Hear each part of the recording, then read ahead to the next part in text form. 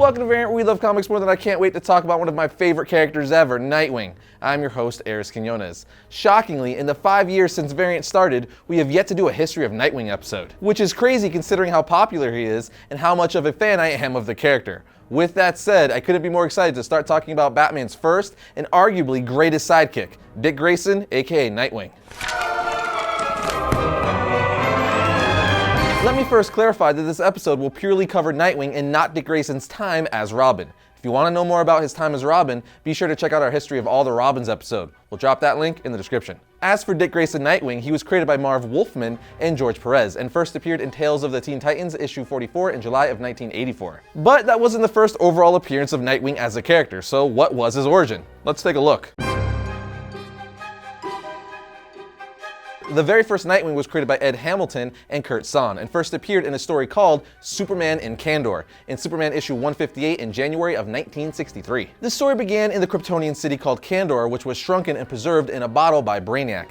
In Kandor, Superman is powerless and considered an outlaw because of a big misunderstanding. So Superman and Jimmy Olsen create superhero/vigilante identities that were inspired by Batman and Robin. But they needed names, right? So Superman used the names of his friend's two pet birds and called himself Nightwing, while Jimmy took the name Flamebird. Eventually, Batman and Robin teamed up with Nightwing and Flamebird for a mission in Kandor, and this mission was very important to Dick Grayson. Because when Grayson eventually gave up his role as Robin, he remembered the name Nightwing and decided to make it his new vigilante name to pay homage to Superman and Batman. However, after Crisis on Infinite Earths rebooted everything for the DC universe, Superman was shown to have no memory of taking on the name Nightwing while in Kandor, but rather remembers Nightwing as an urban legend of Krypton, a legend he shares with Dick Grayson. And that might sound a little confusing because that leaves us with two different origins for how Dick chose the name Nightwing, which is basically because Crisis on Infinite Earths messed everything up. But let's dive in a little deeper and take a look at how and why Grayson chose to leave the mantle of Robin and become Nightwing for both pre- and post-Crisis. Let's start from the beginning. After years of fighting at Batman's side,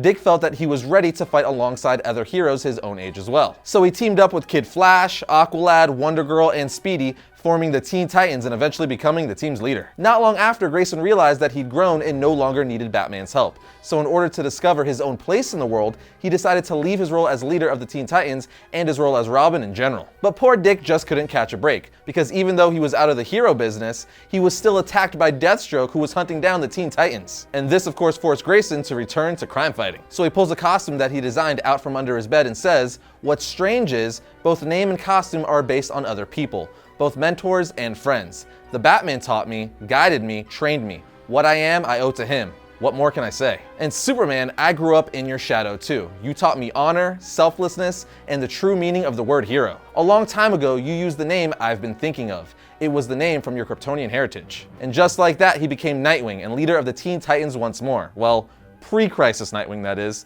Now let's see what happened and changed post-Crisis. The revised Nightwing origin takes place in a 6-part story called Nightwing Year 1.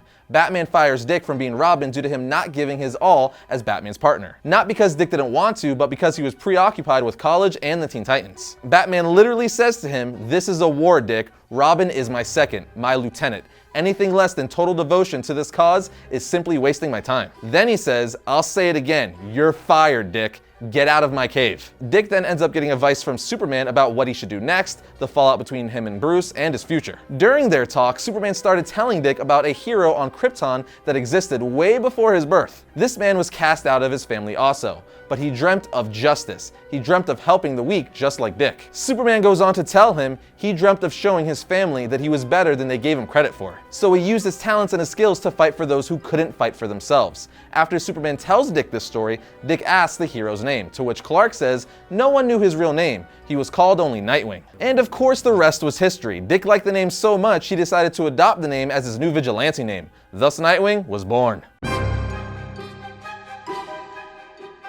Nightwing has had a bunch of story arcs over the years. Way too many to mention, but I'll give you a brief summary of a few of his more major events. The popularity of Nightwing made DC interested in whether readers would want a Nightwing solo series, so they gave him a one-shot in '95 titled Nightwing: Alfred's Return. At this point in time, he was wearing that yellow and blue costume most of us remember from the Nightfall storyline. Anyway, the one-shot focused on Grayson going to England to get Alfred, who had previously quit as Bruce Wayne's butler and caretaker. But before coming home, he stopped a terrorist who wanted to destroy the English Channel.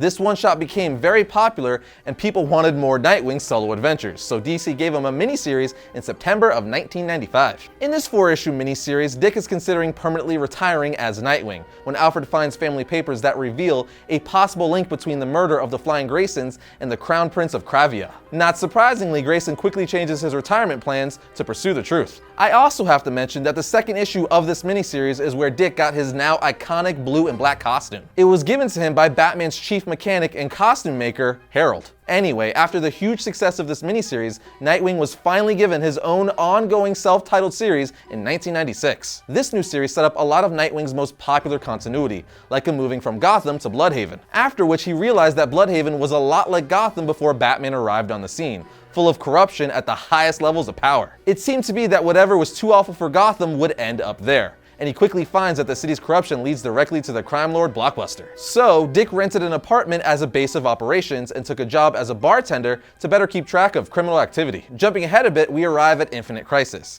It's during this time that Dick takes on the villainous persona of Renegade, which kinda looks like the New 52 Nightwing, except his suit is maroon. He took on this persona to infiltrate the secret society of supervillains. This plan also includes Nightwing aligning himself with his longtime enemy Deathstroke, in order to track down the manufacturing and distribution of Bane's Venom Serum, but again to also keep tabs on the secret society's activities in Gotham and Bloodhaven. However, when Deathstroke finds out Grayson is acting as a double agent, he gets revenge by unleashing Chemo on Bloodhaven, destroying the city. Skipping forward in time again to the Battle for the Cowl story, when everyone believed that Bruce Wayne had died, a fight over who was going to be the next Batman ensued between Two-Face, Jason Todd, Tim Drake, and so on. But in the end, who do you think ended up winning the cowl and became Batman? That's right, my boy Grayson. As the new Batman, he makes Bruce's son Damian his Robin. It was awesome. Of course, we eventually all learned that Bruce Wayne was alive and he took back the Batman mantle once again. So Dick returned to being Nightwing with a new red and black color scheme. Personally, I prefer the blue. During the New 52, all sorts of crazy stuff happened with Nightwing, like him finding out that he was supposed to be a Talon for the Court of Owls. That's right, Batman finds out that the Talon the court sent after him was William Cobb, Dick's great-grandfather. When Nightwing doesn't believe him, Bruce backfists him in the face, revealing that he has a false tooth with a mark of the Talon on it. Nightwing responds by saying, "Even if I was supposed to be a Talon, I'm not. I'm a hero." I'm paraphrasing, but you guys get the point. Then during the Forever Evil storyline, the crime syndicate revealed Dick's identity to the whole world. So after a talk with Batman, Dick decides to fake his own death to the whole world, including all the members of the Bat family, except Batman, of course. He then became an agent of Spiral known as Agent 37. In the series simply titled Grayson, where he carries out all sorts of missions. Eventually, Dick reveals to the Bat family that he's not dead after all, which leads to some pretty interesting interactions, like Jason Todd punching him right in the face. But during the final issue of Grayson, Dick's identity was wiped from the world's mind, because apparently DC has a neuralizer from Men in Black. Regardless, by the end of the issue, he becomes Nightwing once again, restoring the iconic blue bird on his chest, and leading us directly into DC Rebirth. Nightwing faces many of the same villains as Batman, but he also has several villains of his own, like Ronald Desmond, aka Blockbuster. He was Bloodhaven's biggest crime lord and one of Nightwing's main villains, although he would later die after being shot by Tarantula. Dick felt responsible and guilty for his death, as he could have stopped her, but he chose not to. Then we have Lady Vic. She comes from a line of rich English mercenaries and wields the weapons of her descendants, with a great degree of skill. We also have Black Mask, who is a Batman villain as well, but was Nightwing's first villain in Bloodhaven. Putting it simply, he's a ruthless mob boss and easily one of the villains who shaped Nightwing into the hero he is today, putting him through all sorts of crap. The last enemy I'm going to mention is Deathstroke. People mainly think of him as a Batman villain nowadays because of recent comics and video games, but he's technically a Teen Titans villain, which in turn makes him a primary villain for Dick Grayson, aka Nightwing. I don't think I have to elaborate on Deathstroke as he's one of the most known comic book characters out, but in summary, he's among DC's deadliest assassins. Nightwing was of course trained by Batman starting at a very young age, and considered by many to be Batman's greatest Robin/partner. He's easily one of DC's greatest fighters. In fact, he recently came in at number 9 on our top 10 best fighters in DC episode. He knows multiple forms of martial arts and is at the peak of human conditioning. His agility and acrobatic skills that he learned from the Flying Grayson days also give him a huge advantage in fights. He's definitely one of the best acrobats and gymnasts in all of comics. In addition to physical skill, Dick has a genius level intellect, and his willpower is insane. Scarecrow once said that Dick's willpower is second only to Batman. But if that wasn't enough, his will is so strong that he was considered as a candidate for Abinsor's Green Lantern ring. Of course it ended up with Hal, but that's quite a statement either way. His Nightwing costume is designed to complement his fighting style of move more, get hit less. This requires less armor to facilitate his extreme movements, but he can add more armor when facing heavy hitters. Also, for those of you wondering how he blends so well in the dark, his costume is light sensitive and darkens when there is more light in the area. As for weapons, he's a master combatant with his popular Eskrima sticks,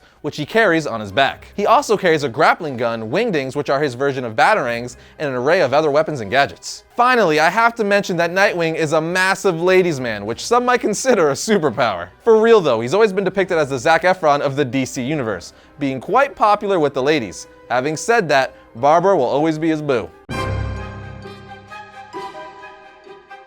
Check out Nightwing's Rebirth series Better Than Batman Volume 1, Nightwing Volume 1 Traps and Trapezes, Nightwing's 1995 miniseries, Batman Black Mirror, Nightwing A Night in Bloodhaven, and Nightwing Year 1. Those are just a few to get you guys started. I'm gonna shave his balloon while talking. Why? I don't know. Yeah, that's good. Are you sick of choosing between overpriced razors and low-quality plastic disposables? Dollar Shave Club has your solution. Their razors provide high quality, close to the shave price for a disposable. DollarShaveClub.com delivers amazing razors right to your front door for a fraction of the price that I used to pay. Just go to DollarShaveClub.com and pick a razor that works for you from their lineup of amazing blades. They're all just $1 for the first month, including free shipping. With Dollar Shave Club, you can look, smell, and shave like $1 million without paying it. So go discover why millions of members like me love Dollar Shave Club by getting your 1-month trial of any razor for just $1. Seriously, there's no catch or hidden fees, commitments, and you can cancel whenever the heck you want, and with free shipping. So go to dollarshaveclub.com/variant to get a 1-month membership of any razor for just $1. Get it shipped free to your house and find out what it's like to use a razor that's so good, it can shave a balloon.